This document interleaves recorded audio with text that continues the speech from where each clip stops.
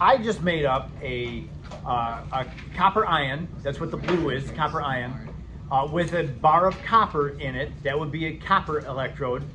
And then inside of the porous cup in here, I have a bar of zinc. And you can see that as the voltage has run my last 2 hours, it has turned the zinc black.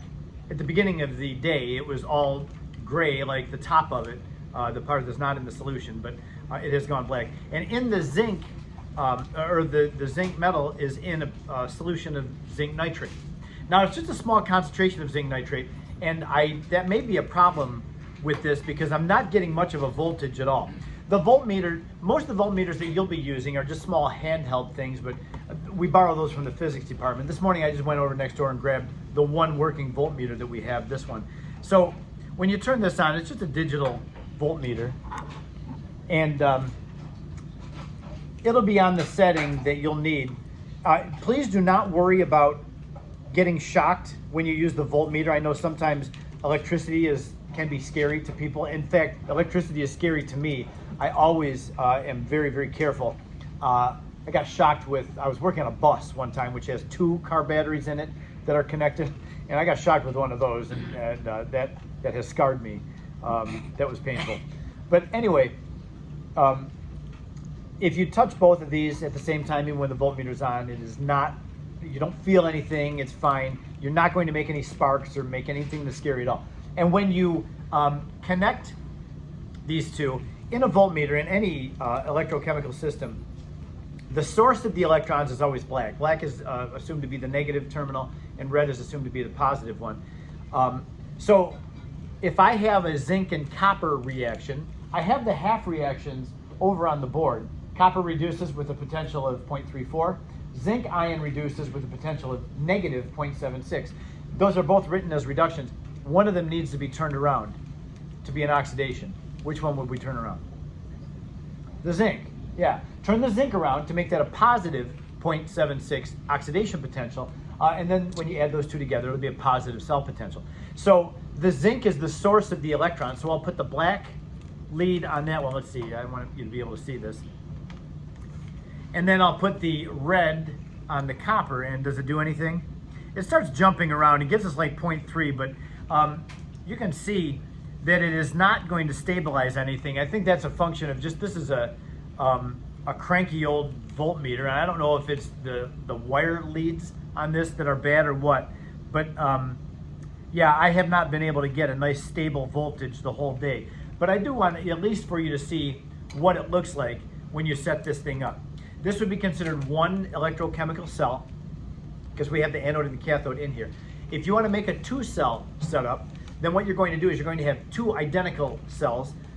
You'll have the porous cup with the zinc bar in the zinc nitrate, and then the outside of the porous cup you'll have the copper ion solution and the copper metal. And then you'll have another identical cell next to it. You'll have your black connected to the zinc on one. Then you'll have a separate wire going from the copper of this cell to the zinc of the next cell. So you actually have the 2 cells connected. And then your red wire you'll have on the copper of the next one. So all of the electrodes in the solutions will be connected to something, and that will conduct a charge. You'll get twice as much current doing that. So if you are hoping to win, you probably want to use a 2-cell setup. You just need 2 porous cups and 2 beakers. And so I'll have several voltmeters out for you. The one thing that we ask with the voltmeters, please do not put the wire leads into the solutions. Just touch the wire leads on the electrodes for each one. That way these are not getting wet, and so they won't corrode. We don't want these to get corroded.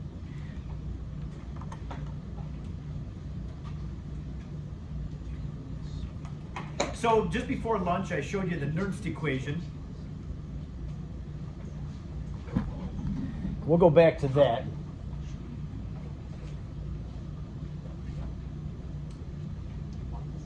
I lost my iPad. One of you take my iPad? Is this it? This is mine. This one's yours, right? Do one of you take it? Yeah. That is yours. Which one's mine? The one on charger. You put my iPad on the charger? No, someone else did. It's not mine. Jeez. You clowns. Which one of you took my iPad? On God. Nah, he's not even. What, am I just not seeing it? Oh my. Actually didn't do it. Did I walk back to the back with it? I'll put it on Chem Daddy. Who actually did it?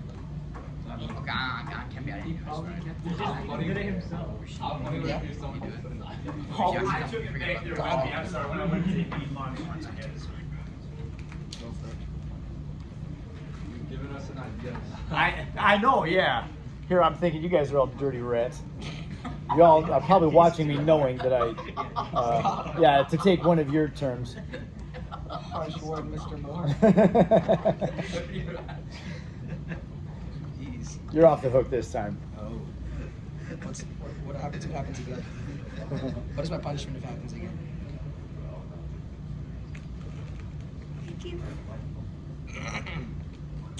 Ah, come on. Talk to the Apple TV now up there. There it is. So our Nernst equation is this thing. As the amounts of reactants and products change, that Q changes, and so we have our changing cell potential. Remember, the cell potential is highest when you have high concentration of reactants, but then as the cell happens, the reaction is proceeding and making products, so the Q value is constantly changing. Let's take a look at our first example. This one is in the book, and there's two things about this question that are tricky. And this makes you think, oh, the Zoom dolls, they really enjoy making these questions. Take a look. It says, consider the cell described below. And they give you the line notation for it. And then it says, calculate the cell potential after, notice, by the way, at the beginning, we're at standard conditions. We have ions here that are 1 molarity. So initially, they're at standard conditions. However, it says after the reaction has operated long enough for the zinc ion, this thing, to have changed by 0.2 moles per liter. What will the cell potential be then? When we have a question like this to do, two things that they have done to us in this question to throw us off. One is they've given us the line notation, and we have to translate that and come up with a balanced chemical equation. Now, you need to be able to interpret the line notation, and remember, we have this double line separating the anode from the cathode. To the left is what's happening in the anode, to the right is what's happening at the cathode. I really hope that if I were to give you a question like this on the quiz or test, I would not see your chemical equation look like this. Oops. Zinc plus Zn plus 2 yields copper 2 plus Cu. Oh God, no, it's not that.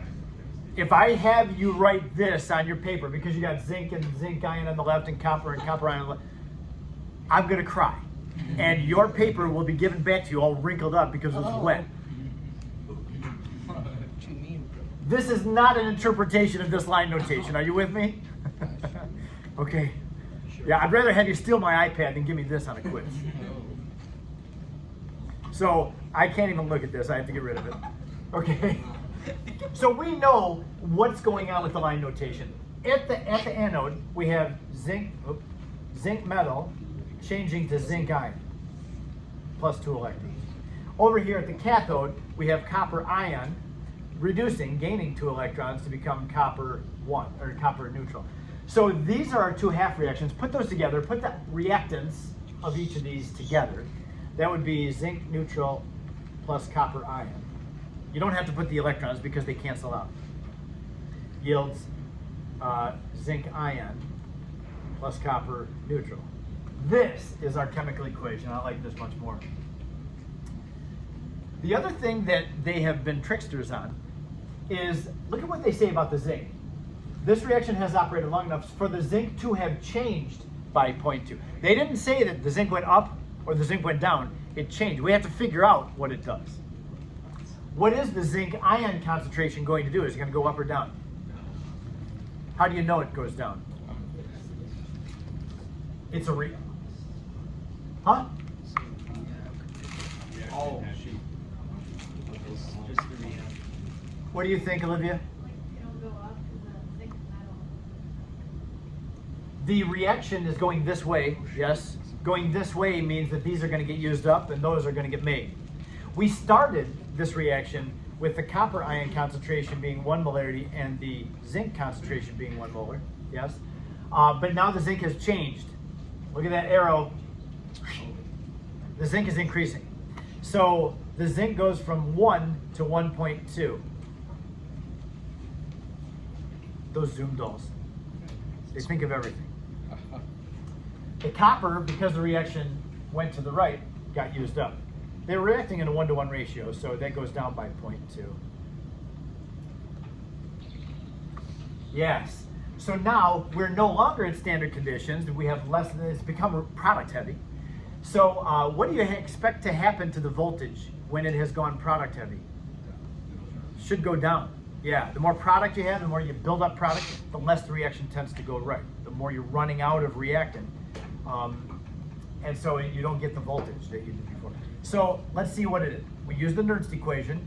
Nernst equation says that the cell potential now equals the standard cell potential.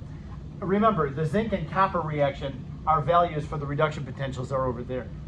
What is the standard cell potential when you turn the one around and add them together?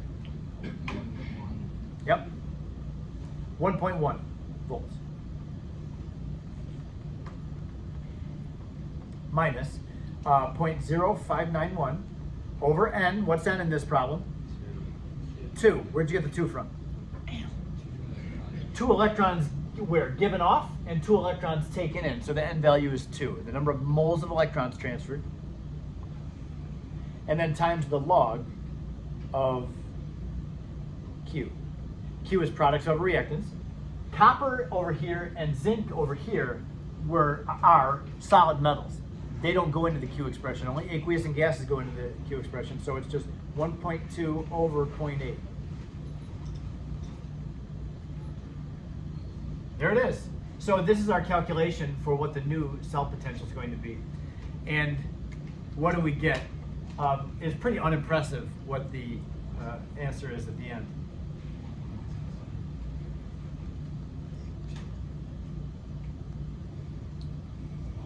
Did it change at all? No. It did by a little tiny bit. It changed by 1/100th of a volt. When you subtract off this term, you get 1.09 volts. Now that actually is good, because if we're interested in creating a battery, we would like our battery to work for a while before it dies. And when this thing is 20% complete, assuming we started with it in standard conditions, when it's 20% complete, our voltage hasn't changed by much at all. But the longer it goes, and really what's the big deal here is this ratio. The more the products and the reactants are different from each other, the more the cell potential is going to change. So be aware of that. If the Q value is close to 1, then you're not going to change the cell. If it is 1, then E equals E standard. But if this is close to 1, then it's not going to change from standard much at all. Good with that? For the next question, we're going to have to go through this. The Zoom dolls in this chapter are totally on a roll. They're going to do stuff in this chapter. Look at the next question.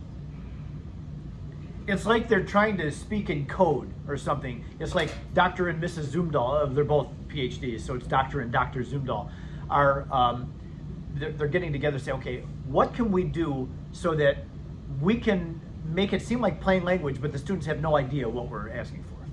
And so they came up with this. An electrochemical cell consists of a standard hydrogen electrode and a copper metal electrode. A standard hydrogen electrode. Does that mean you have a bar of hydrogen in a beaker? That's what I thought. The electrode was the bar of metal. What's that? It's not just H plus. Right. Yeah. But it is this reaction. When they say a standard hydrogen electrode, they're talking about. Oh,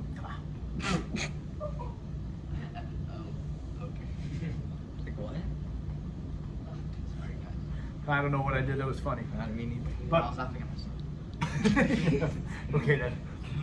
they're talking about this half reaction. So, and this is one of our half reactions, and then copper metal electrode is going to be involved in our other half reaction. So if we're to make a sketch of this cell, it would look like this.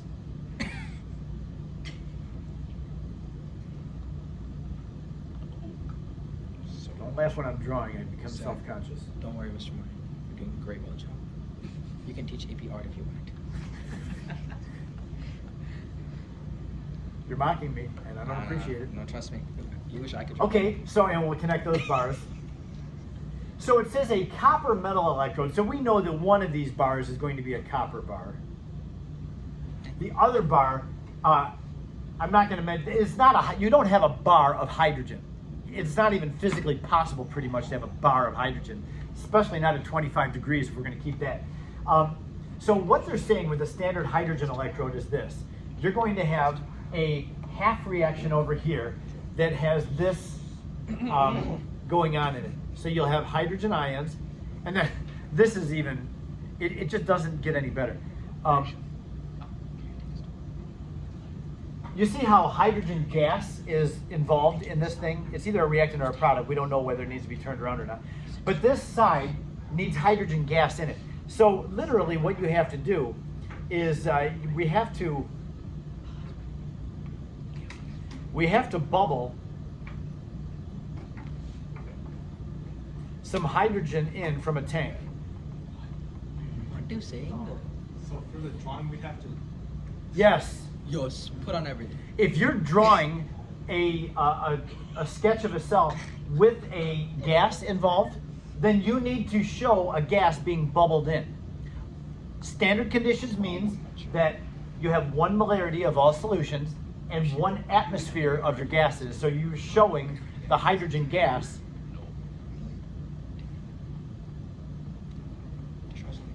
This is what it means by a standard hydrogen electrode.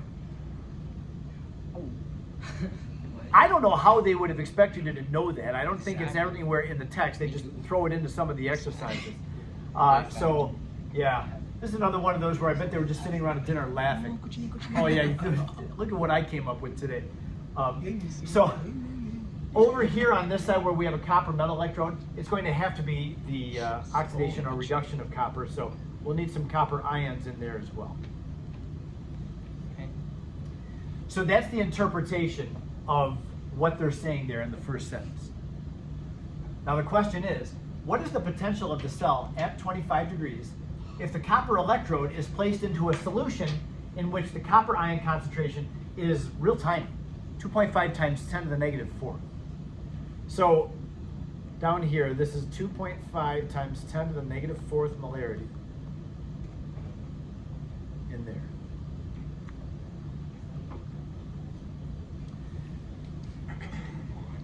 Okay, we are not in standard conditions in this cell, so we can't use just the simple half reactions and the table. We'll have to use the Nernst equation to find the potential of the cell. Now, this is one of our half reactions. Remember what the reduction potential of hydrogen is? It's 0. Right, hydrogen is like the baseline, it's 0. The other half reaction that's happening is copper ion is gaining 2 electrons and making copper metal. The reduction potential of this one is 0.34, positive 0.34. So one of these, this one is, I'm just going to, oh no, that's not the 0 one. I ran myself out of room, sorry, this is, that's bad. Those are our potentials. So one of them needs to be turned around because they're both written as reductions. Which one gets turned around? The hydrogen, so that you add them together and get a positive value. Don't turn that copper around because it'll make it negative. So the chemical reaction would be, the equation would be Cu plus 2 plus H2. Remember, I'm going to take this thing and turn it around. Okay? So the H2 is a reactant and then yields copper neutral plus 2H plus. So copper is reducing, hydrogen is oxidizing. And what are the concentrations? The copper ion concentration, this thing right here, is 2.5 times 10 to the negative fourth molarity. The hydrogen ion concentration, that was a standard hydrogen electrode, so the hydrogen ion concentration is 1. And wait, we're not even done yet. When you look at this thing, you say, oh, copper, that's a solid, that doesn't need doesn't get a concentration. But this thing right here, it's a gas. Remember, standard conditions means gases are there at 1 atmosphere. So I think this is the first time we will see this, that you can have a multi-phase reaction. We have aqueous phase for some of our things reacting. We have solid phase for some of our things reacting. And we have gas phase. Now, when we use the Nernst equation, which remember is E equals E standard minus 0.0591 over N times the log of Q. Remember what Q is? Q is products over reactants. And Q and K will both get concentrations of aqueous things and pressures of gases. So in this strange example, this strange reaction, we're going to have molarities and atmospheres together in the Q value. It would be like this. The cell potential equals 0.34 volts. I got that from up here. 0.34 plus 0 gives me a standard cell potential of 0.34 minus 0.0591 over N, which is what? 2 moles of electrons are transferred, times the log of Q. The log of Q is the products, hydrogen ion, 1 molarity squared, over the reactants. I've got this concentration, 2.5 times 10 to the negative fourth, times 1 atmosphere. So we have both molarity and atmospheres, and so if you have a multi-phase reaction, you have to include all aqueous things and gases. And if it's a gas, use the pressure, not the concentration. Now, if you would have forgotten about the hydrogen, you got away with it because it was 1. So you would have gotten lucky on that one. So now let's see. Is this reaction reactant heavy or product heavy? No. It's product heavy. Look at that reactant concentration. You have this tiny little minuscule amount of reactant.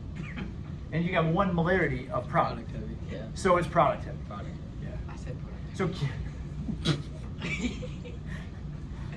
Q is greater You hear me? than He's dumb. Don't listen to 1. him. He's dumb. So if it's product heavy, it is, this term right here is probably going to take the voltage down. And let's go ahead and see. Would you take a moment to calculate the voltage on this? 0.34 minus that other term? 0.2. Yes. 0.23. 0.23 volts. What a macro.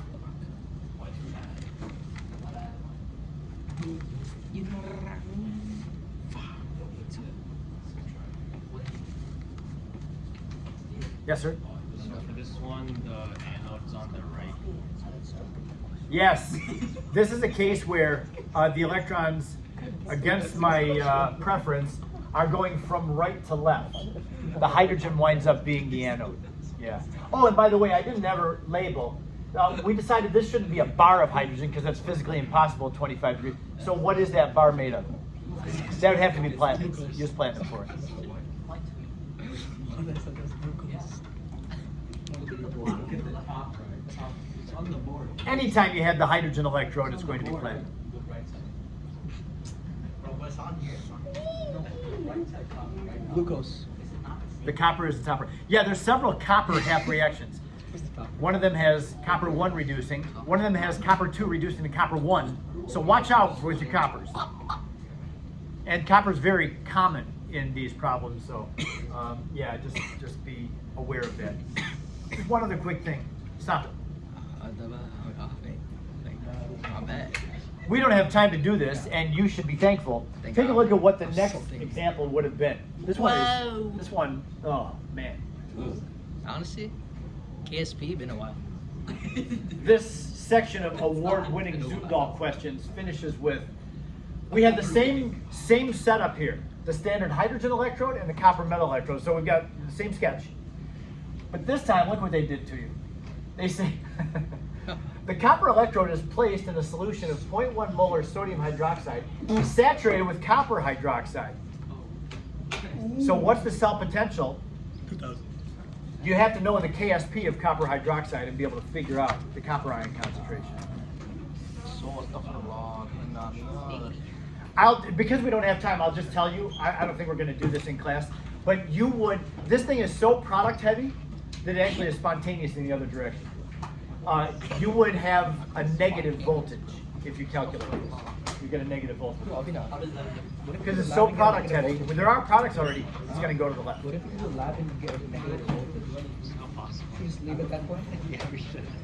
No, Mr. Moore, what if we find a way on the lab to get a negative voltage? What would you give us? Extra